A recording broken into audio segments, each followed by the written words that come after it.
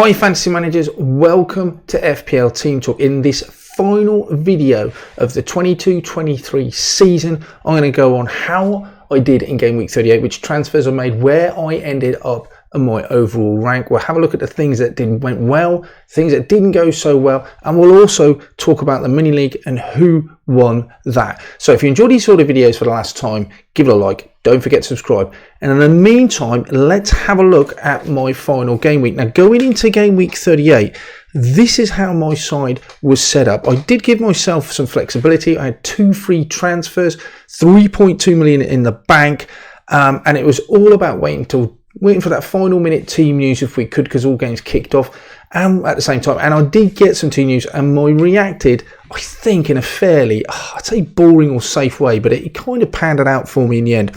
I brought Alvarez in when we heard that Haaland wouldn't start. Kane came in also because that gave me the money from going from Haaland to Alvarez to be able to afford to upgrade Greenwood to Kane. And most of the team played. Kane was always going to be a captain in that situation. I initially was hoping to go down Salah route. In the end, I just felt, because my midfield were all playing and I was worried about people not playing, the only way I could really get to Salah before the game was to drop Fernandes, but I was just so sure he's going to play. It felt a bit of a luxury move when I might not even end up with 10 or 11 players out. However, it panned out and most of the players actually sort of played in the end. Ederson losing that clean sheet, wow, just mega frustrating. That did cost me a little bit of a rank. I'd check it on FPL Live. If you don't use it already, do so. It tells you where you are pretty much instantaneously, gives you all the bonus points. Fernandes, brilliant. So he was really good news for him. Kane really walked away with all the plaudits, and that was brilliant. So he gave me a pretty healthy rank rise and ended up with 274,000. And we'll talk about that overall in a minute and the lessons learned. But final game week, Green Arrow again, I've got to be fairly happy with that.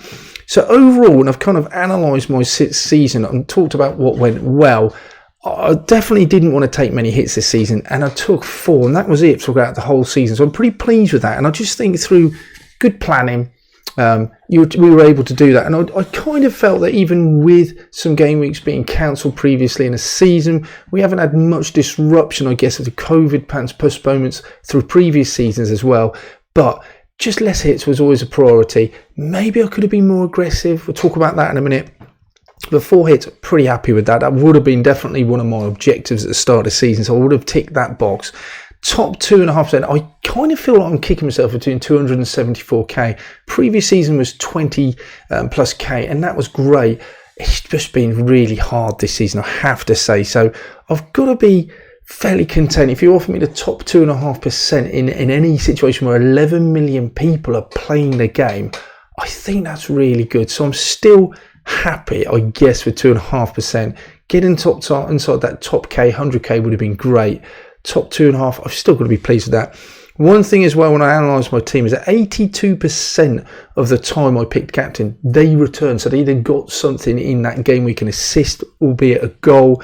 So that's pretty good. So I've got to pat myself on the back with that. Although, really, realistically, it was pretty much Haaland most of the time. And my chip strategy, I think I pretty much nailed it. I'm pretty happy with the way my chips were used, and we'll have a quick look at that now.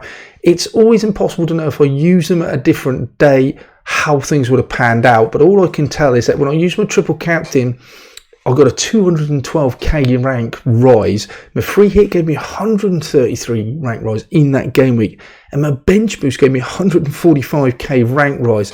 All 3 of those, I think, therefore really paid off. It wasn't just purely my triple captaincy that would have given me that rank rise, but I did do it in a week when Haaland scored, so that was decent. Bench boost, yes, I had 20 plus points on the bench, so that was good, and I did it straight after my wildcard chip, which we come on to is now when I wildcarded in game week 26, I think it was, 11 out of 13 green arrows, so that was brilliant. I rose up by 1.4 million. Part of that's just because my rank was so poor. Going post World Cup, I started on over 2 million, 2.5 million it was, or something like that. So I absolutely had a disaster those first sort of 17 weeks. Come back and things have been much better. So when we reflect on things that didn't go so well, Start was disastrous, and I can't even put my finger on what it would have been. It felt like a lot of those decisions just could have gone either way. I mean, I definitely had Haaland from the start, so that wasn't an issue. I went Saka over Martinelli. Maybe that did cost me a few points, but I don't think that was a horrendous decision. I put down Gomez. There was one, and it wasn't, I'm not targeting Gomez in particular. I just think maybe I was slow. I didn't get on Almiron quick enough, or maybe I didn't have Tony soon enough, or Mitrovic. And Gomez was one I went on, and he took up a City slot. It just appeared at one point that he was getting quite a bit of game time. He just completely dropped off the face of the earth in Pep roulette style.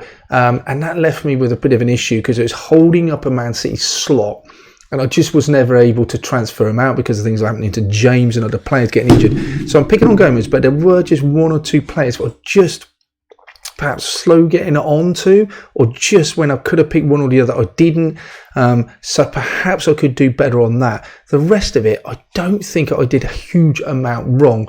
And, you know, part of the FPL is just luck. I still finished in the top 2.5%. I think I've got to console myself with that. And I didn't do too badly. Obviously, we'll always want more and want to do better. And I do feel pressure wanting to grow the channel and as content provider to want to do better. And that will be reflected in subscribers. So I'm not going to lie about that. That was important. But overall, have I enjoyed it? Yes. Someone said to me, would you continue making videos if no one watched?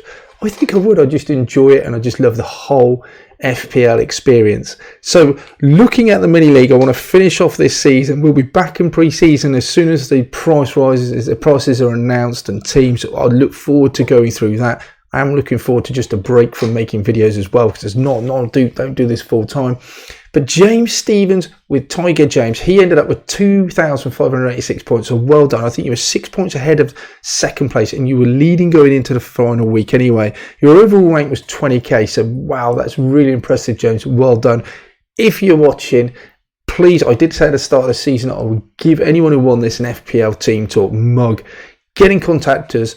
I'll put my email in the description below, but I'd love to send that mug to you. You have earned it. Well done. In the meantime, like I said, a couple of months off, just going to forget about FPL. Wait for those teams to come out and the prices. I'm not going to send videos out with predictions and stuff like that. When the teams and the prices get released and all the data, we'll start looking at putting drafts together and which players to target and teams to target and all that good stuff. So if you enjoy it, don't forget one last time to enjoy the videos, give it a like.